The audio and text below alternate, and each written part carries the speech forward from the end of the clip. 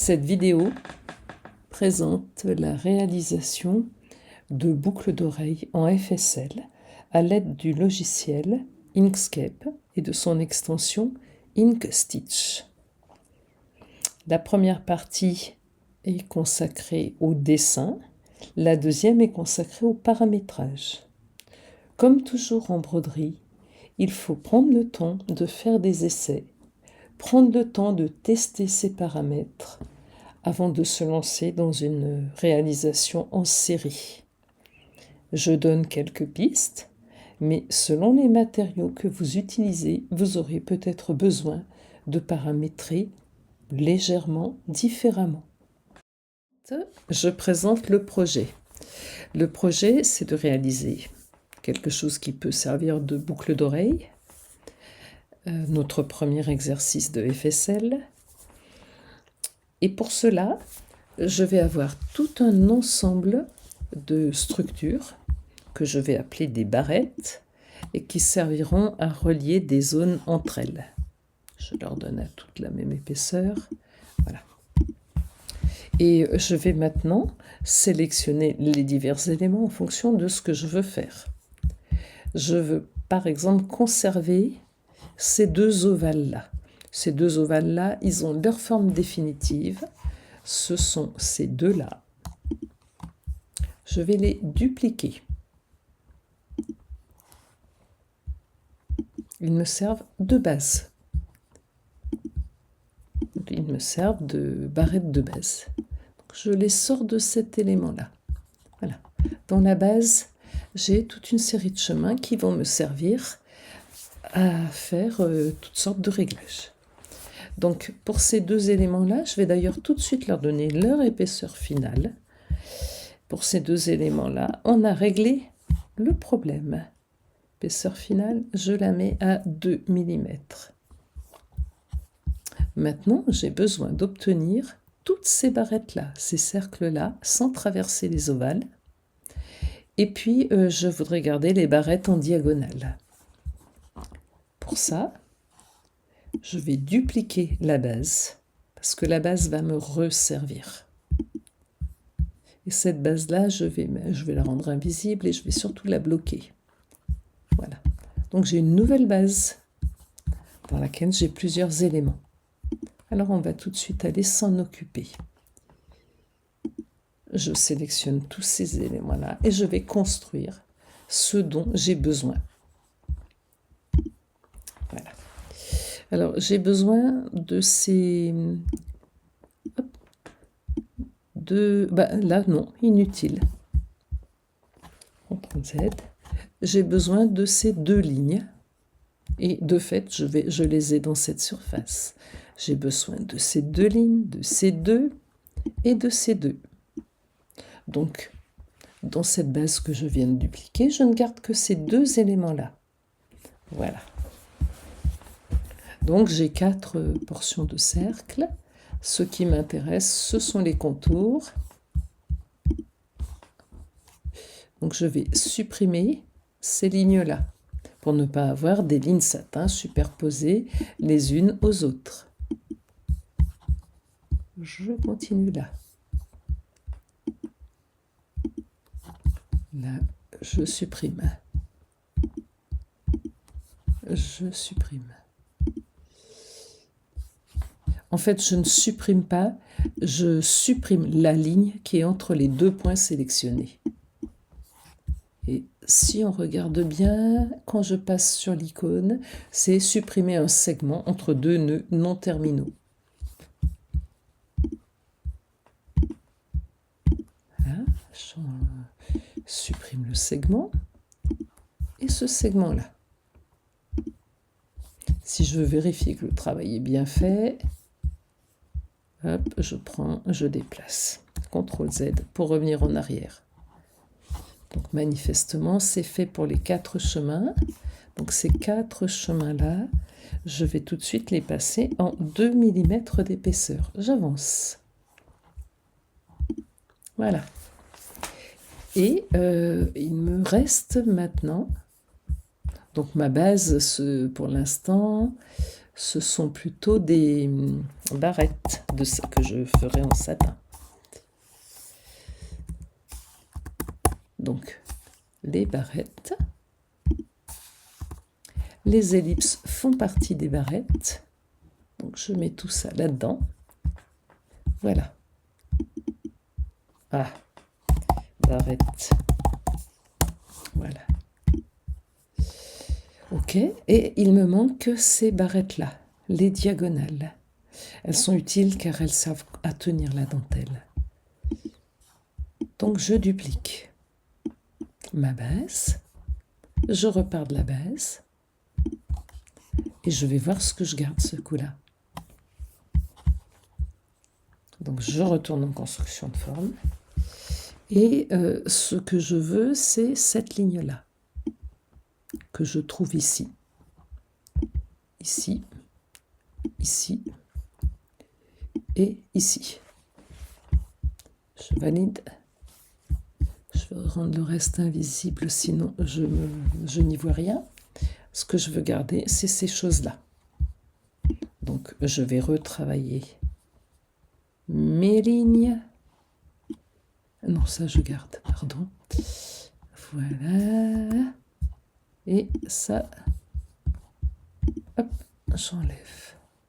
Ça, je garde. Hop.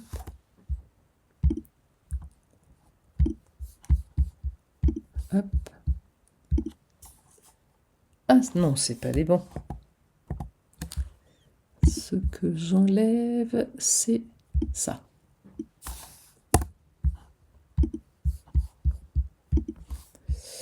Là, je veux garder cette ligne. Donc, je vais enlever ce qui est en trop. Ah, je suis sur la barrette. Voilà. Je garde ça, donc j'enlève ça. Voilà. Alors après, il y a toujours des techniques plus rapides que d'autres. Ah, j'avais dû en sélectionner deux. Il y en a un seul à supprimer. Voilà. Et sur ce dernier-là, voilà, je veux garder la ligne là. Voilà. Non, c'est... Voilà. Voilà. Donc, j'obtiens sur ma base là, j'obtiens les 4 barrettes que je vais grouper avec je vais ranger avec les autres. Donc, toutes ces barrettes là, je les mets ensemble là. Voilà, la base, plus besoin. Ah. Alors, on voit qu'elles ne sont pas dans le groupe là. Voilà. Le 16 là. Voilà, et je les rends visibles.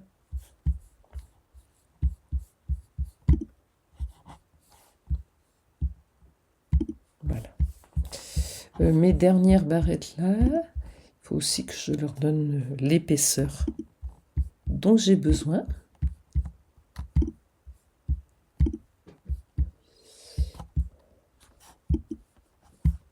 De millimètres d'épaisseur. Et puis, je voudrais remplir ces surfaces-là, celle-ci, celle-ci, de façon continue, en laissant un trou au milieu. Alors, tout ça, ce sont des opérations logiques. Et pour le coup, je vais utiliser ma dernière base pour préparer ça. Donc, je la rends visible. Et je sélectionne tous les chemins et je construis ma forme. Alors, je veux tout ça. Je veux tout ça. Tout ça. Tout ça. Et puis, je voudrais aussi consolider sous ces barrettes-là. Donc, en fait, je voudrais une surface de dessous. Voilà. Je valide, je n'ai qu'une forme. Je suis partie de 6 formes. Je les ai combinées entre elles de façon à n'en obtenir plus qu'une seule qui va me servir de fond. Et pour bien visualiser ce fond, voilà, je vais le mettre.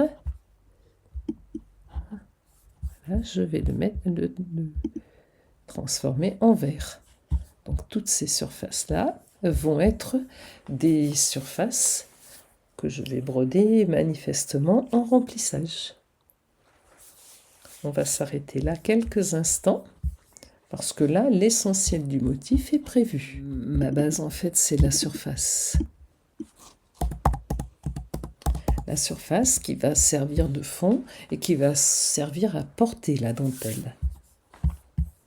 Donc ce chemin 24, c'est un chemin qui va être réalisé en remplissage automatique, mais pas tout à fait le remplissage de base. Alors j'enlèverai le contour parce que je ne veux pas ce contour noir, j'ai des barrettes. Je vais mettre des points de 2 mm.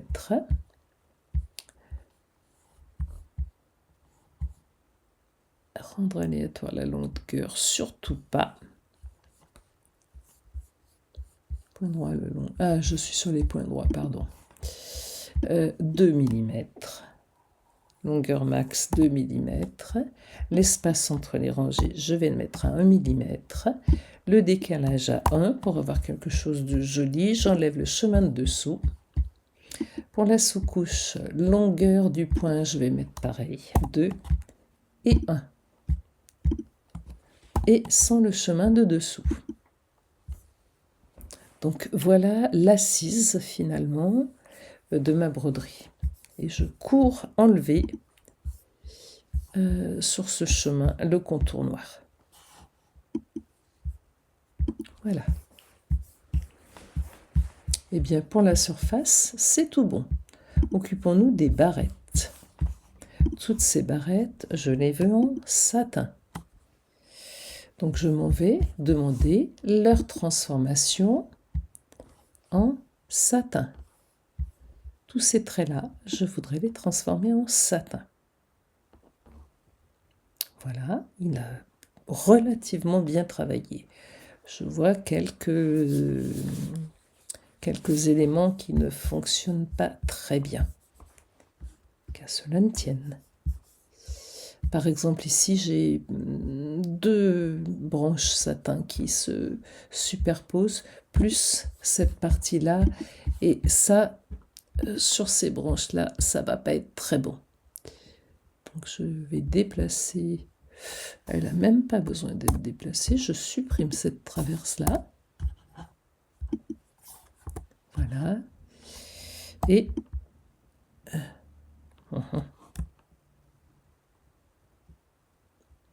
Voilà, je la laisse quand même rentrer légèrement à l'intérieur, sur les deux.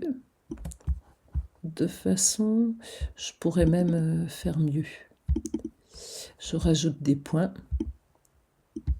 Et là, je vais les faire en sorte, voilà, que ça se termine en pointe.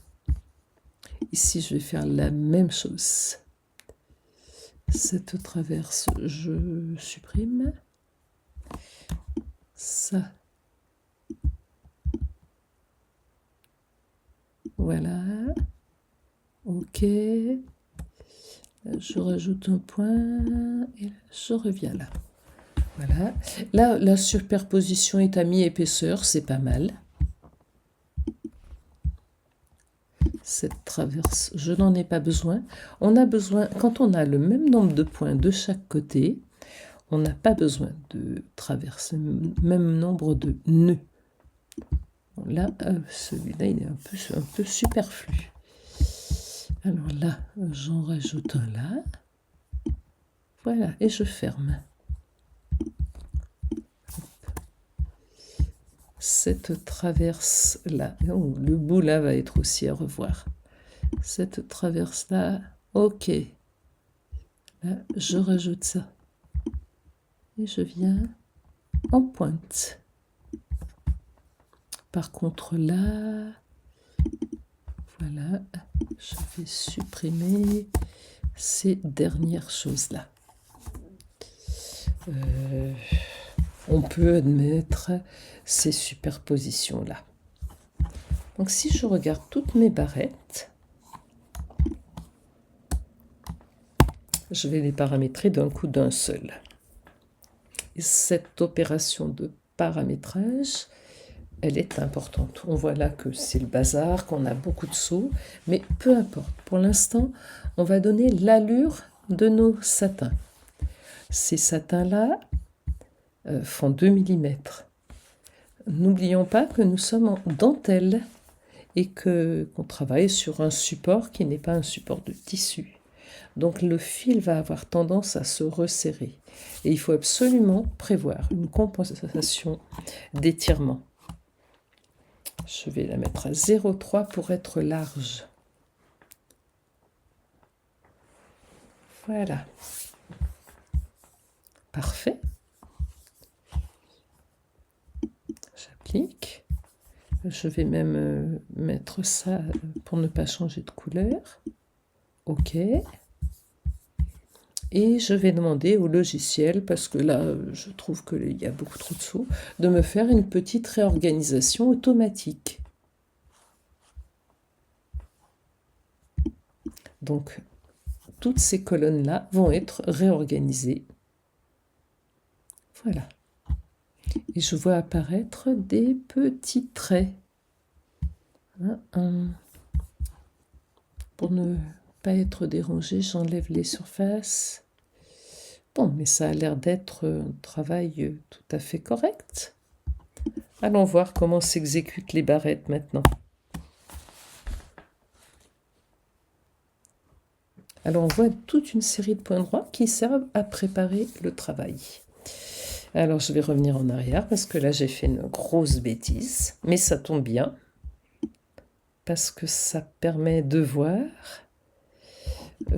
j'annule d'ailleurs, ça permet de voir qu'on peut toujours, mes barrettes sont devenues un agencement automatique. Donc, CTRL Z, je reviens en arrière, voilà, et je me retrouve avec les satins de départ. Alors pourquoi est-ce que je viens de faire cette marche arrière ? Tout bêtement parce que je fais du FSL. Et la règle de base du FSL, c'est d'avoir toujours des fils qui se croisent. Et un satin, ça va d'un bord à l'autre, mais ça ne fait pas une assise. Donc il faut que je paramètre tous ces satins avec une assise qui va permettre de tracer déjà le contour. On refile dans les paramètres. Et là, on va raconter qu'on veut une sous-couche centrale. Donc déjà tracer au moins une ligne centrale. Et puis, j'aimerais bien également une sous-couche de contour. La sous-couche de contour, elle a ça de particulier, on le voit là, elle est triple. Elle est double, pardon. Plus la sous-couche centrale, ça nous fait quelque chose de triple. Et ça va maintenir le satin. Donc, maintenant que j'ai paramétré tout correctement, je peux redemander un arrangement automatique.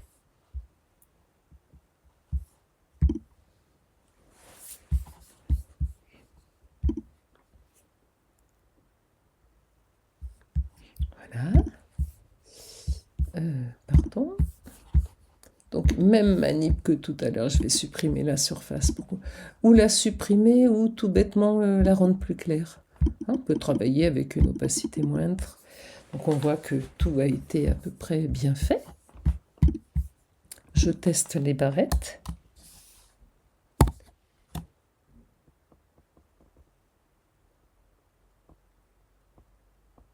Et je vois que tout ce que j'ai demandé est parfaitement respecté.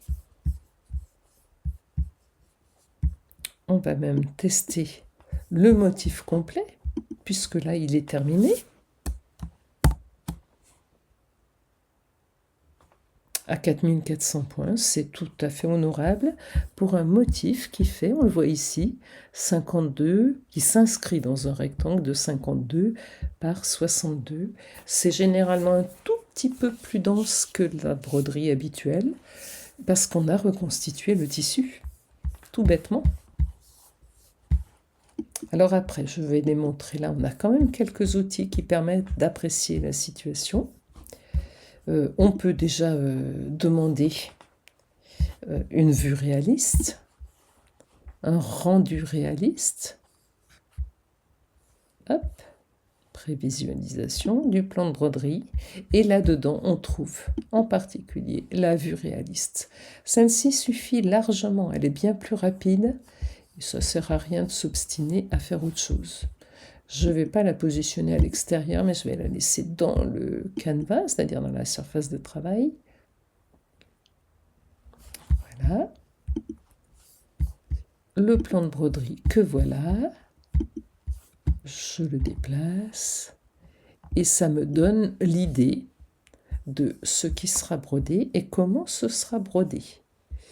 Alors je vois que là j'ai des petites laideurs. Des choses qui se superposent pas tout à fait. Vous avez peut-être constaté qu'au moment où j'ai fait cet arrangement automatique, elle me demandait si je voulais garder l'ordre des éléments. Je peux décider tout à fait de garder l'ordre des éléments pour faire d'abord ces barrettes. Celle-ci, elle aurait dû être faite avant aussi. Mais je sais qu'au niveau du résultat, il y aura très très peu de différence. Un autre outil dont j'ai parlé récemment, c'est la carte de densité. Alors, je la montre. La carte de densité. Alors, moi, j'ai appliqué des critères qui sont les miens, en fonction de ce que j'aime en broderie. On a des critères standards au lancement. À chacun de voir s'il veut des broderies denses, pas trop denses. Puis surtout, ça dépend du type de fil utilisé. Plus les fils sont épais, et moins il faut de points dans un rayon de 1 mm. J'applique, il me calcule cette carte de densité. On pouvait l'imaginer.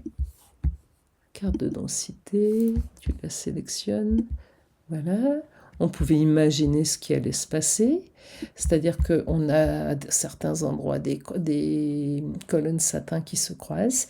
Et c'est vrai que ça va être probablement un peu plus dense à ces endroits-là.